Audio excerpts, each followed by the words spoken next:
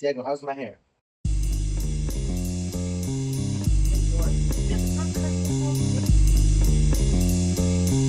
Go get it.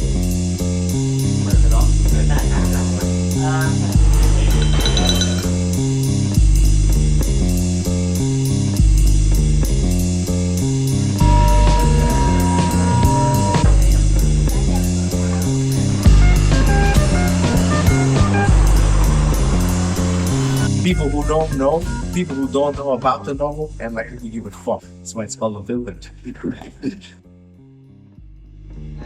My name is Juljano Kapllani. I'm the owner of Unfiltered. I am originally from Albania and came to Ireland in 2000. My background is in science, so I studied pharmaceutical science and drug development as well. And I opened Unfiltered in 2019 and have been a barista for 14 years now.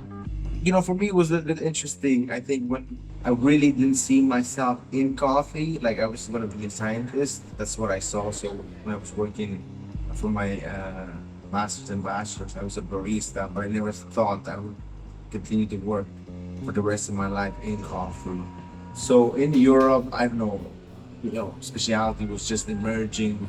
And, I don't think everybody was doing a good job, reflecting back on it. It was something new, but like, from bitterness to something super acidic is new and exciting, I guess. But, looking back now, it's just terribly acidic coffee. Like nobody knew, what to do and how to experiment with it. So I guess lack of bitterness was something exciting at that time. But when I went to Japan, I think that's when I fell in love with the craft of making coffee. Didn't necessarily have to be specialty, but how they worked with coffee and how they respected their own craft in that field, I think is what truly kind of got me engaged in coffee.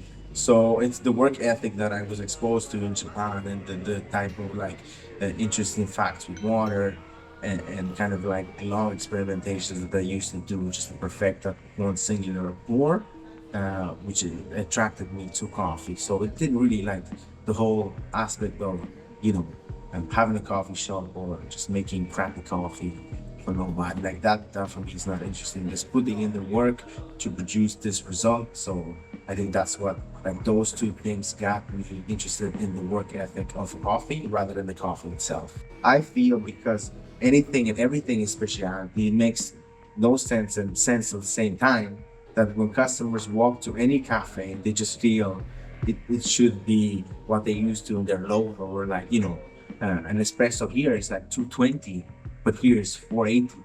So you're like, they're a little bit confused, right? So they don't know what they walked into because there's no education on this, right? So they just presume any coffee shop is the same, right?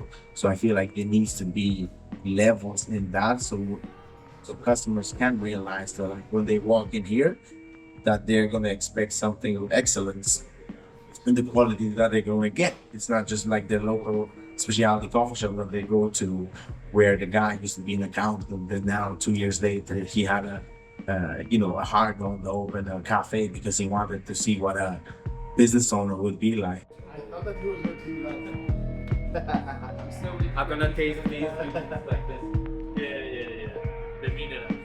The lads here spend hours after work on their craft to present what they've worked on, and if they're not happy on the next day with their work, they will not give it to you. We've had a lot of people who've come for espressos or filters, and we were not happy with those filters, therefore we would not serve those filters. We don't give a fuck if you came on this way, or like if we're not ready and the product is not to our standard, we would not serve it. But if you go to any specialty coffee shop in Europe or anywhere in the world, they don't give a shit. Like, good enough, yeah, give it out, you know what I mean? Which for me, there needs to be levels, and people need to understand there's different levels as well in specialty coffee shops. We had a little bit more of a structure where, okay, this is a cafe, this is specialty cafe, and this is something a little bit higher than specialty as well. So that's the goal that we always trying to aim for. We're kind of educate people who are like, this is not really that type of cafe. It's not specialty, it's above that. We do a lot of micro detailing to be in the same leagues as these other people, which I feel like we're not.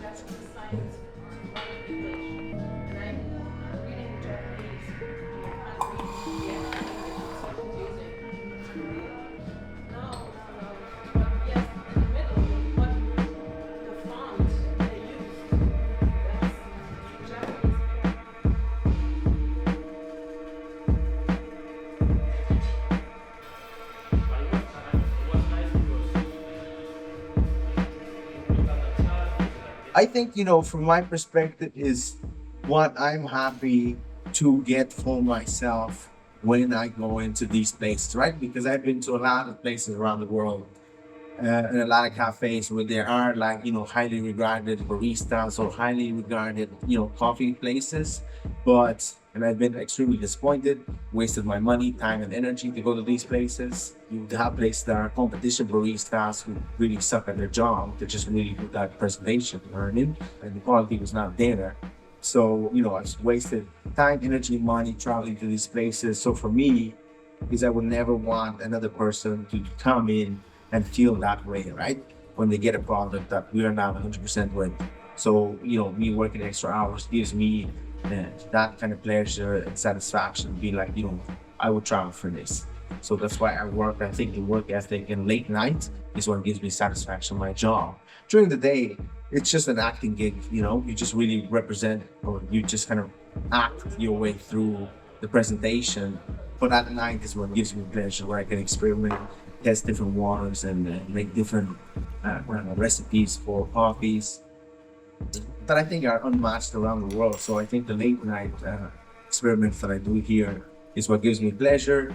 And then watching other people kind of in the daytime experiencing what I felt when I got or nailed that recipe, that satisfaction that I got with this banging, experiencing them having the same feeling the next day, this gives me pleasure as well. But mostly the night I like the most.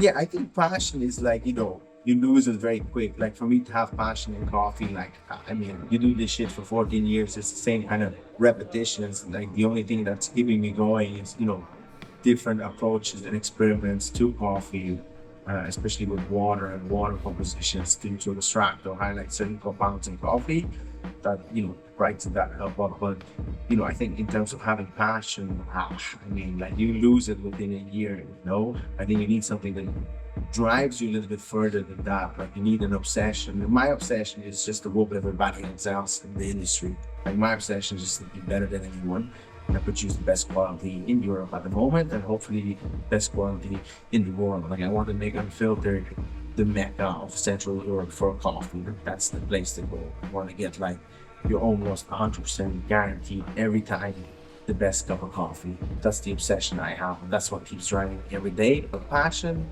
I mean, like, fuck me. Like, I don't have passion for coffee. Like, I couldn't give a shit anymore. You know what I'm saying? But obsession of being the best in my field is what keeps me going in coffee, right? But the passion for me, I think died like a long time ago. Coffee is very repetitive work, you know what I mean? So, but the drive to be the best is, I think, what's keeping me going in this industry.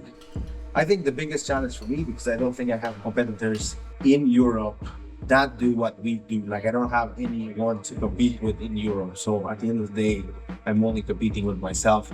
How can I improve myself, my team, and our skills at the end of the day? So that's what kind of keep pushing me to be the best. Not to be arrogant, but like there is nobody in the world that gives a fuck if they're like, this is bad, the water's bad, or this extraction's not going well. Like nobody cares, bro. Like being in other people's cafe for me is a waste of time. So like what competitors do we have in Europe? Like show me a competitor that does better than what we do, or that we haven't been to their place that represents this is the top of the top of quality control. Like it doesn't exist. So, for me, competitors, so what we do is just better ourselves. If I can be a little bit better than I was yesterday, then I am a competitor. Our teams, they're always competitors as well. We have no challenges in the industry. I think we just challenge ourselves personally, and that keeps us driven. But other than that, like coffee shops, like they will never exceed anything than what they are. Nobody cares. Even if they do care for the first year, they give up at the moment. They don't want to see how you can push the boundaries to that next stage, or how you can get experimental with it, or how you can get like to that next level of experience. Michelin places have gotten to, like cafes only are extended to kind of like how many people is it popular, do people come in, like is the popularity better than quality? So that's what they aim for, more popularity and growth rather than heavily focused on quality. But is the quality there? I don't think so. That's what most of the people, like 99% of the people are looking for, is popular cafes. For us, we want a high quality cafe. Popularity doesn't matter. You know what I mean? So we do the things that we want to drink, not for what the customers want to drink. We don't give a shit about it. We don't care what the fuck they want to drink. This is not a place for them. This is a place for them to see what we represent in coffee.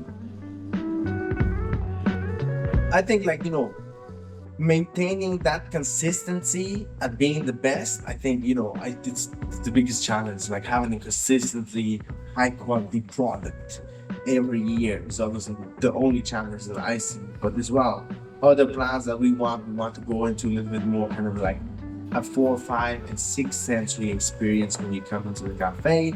So we want to open a second place where we can experiment a little bit more with vibrations and sounds and touches. And different kind of things, okay? So instead of just taste and smell, right? So we want to have a little bit different experience when it comes to coffee. Like it can be more elevated. So that's what we're working towards as well for the next place. And the second thing is, I guess, roasting might be in the works there as well. So you control a little bit of that aspect to us.